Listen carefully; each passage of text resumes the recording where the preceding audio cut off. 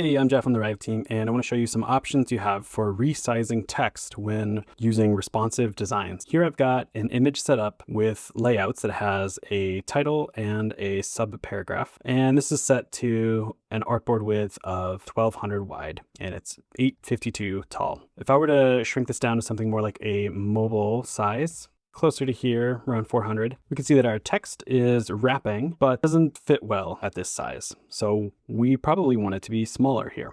So one of the first things you can try, and one of the easiest things to do, is set the overflow method to fit. And you can also choose if you are going to want the text to wrap or not. In this case, you might not want it to wrap. And here's what it looks like on the headline. We shrink this down. That is just going to shrink down to fit within it. And there's no minimum size there, and it will max out at the top end at whatever point size you've set. So it won't get any bigger than this, but it will shrink down to fit. If we turn wrapping on and set our text element to a fixed size, which is going to be controlled by its text layout, which in this case is hugging the original height of the element and filling the width. Here we'll notice then that once the text element gets too narrow for the original size, it jumps down to the next size, and it's wrapping the text, but also ensuring that it fits in the vertical height available.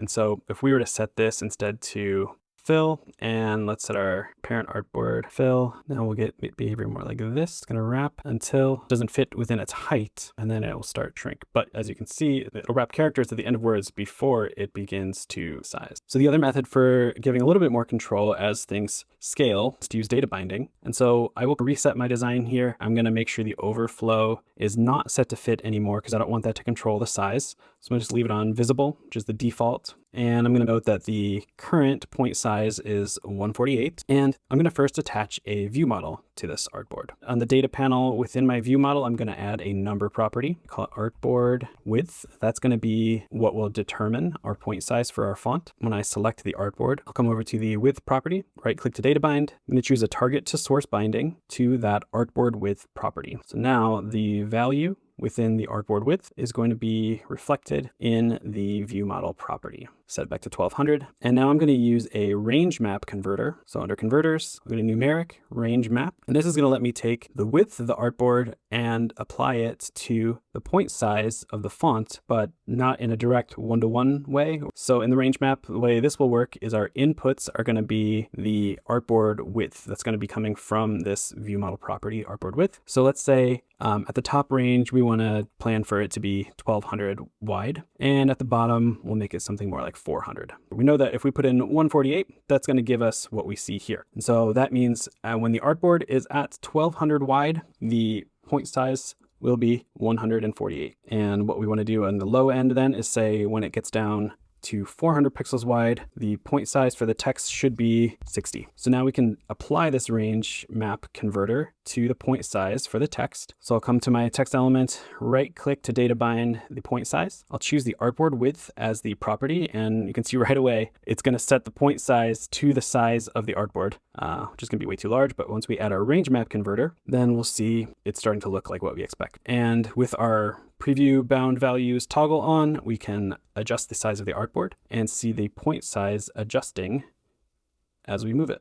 The other thing we can do is, let's say we want to plan for an ultra wide screen, and maybe we just don't want the text to continue to grow and grow at much larger screen sizes. Maybe we want to cap that size. If we come back to the range map, we can turn on clamp for that top end, and that will ensure that it doesn't go above 148. We can do the same on the low end too. If we were to make this much, much smaller, it will continue to scale. And let me turn off my paragraph to focus on the headline. This will just continue, this point size will continue to shrink down. And so we might want to clamp that low end as well. So that way, as it shrinks, we just don't get smaller. And we can do the same thing for the paragraph text too. So maybe we call this range map our H1 range map. We can make another one. Call it body copy range map. And it might make sense to use the same ranges. We'll use 1200 and 400 for the minimum and maximum for the width of the artboard. And maybe we don't want this to get any smaller than 16 pixels at the lowest, and maybe no larger than 24 pixels at the highest. And we'll clamp those values as well. Select the text element, data bind the point size. We use the same artboard width, but we'll use the body copy range map this time instead. So then as we adjust, this is a more subtle change, but it'll make sure that our point size doesn't get too small, even at much smaller sizes, and it gets a little larger when there's space for it. You could do the same with any number property. So you could do a range map for padding, for line height, for letter spacing. Any property can be adjusted with the range map.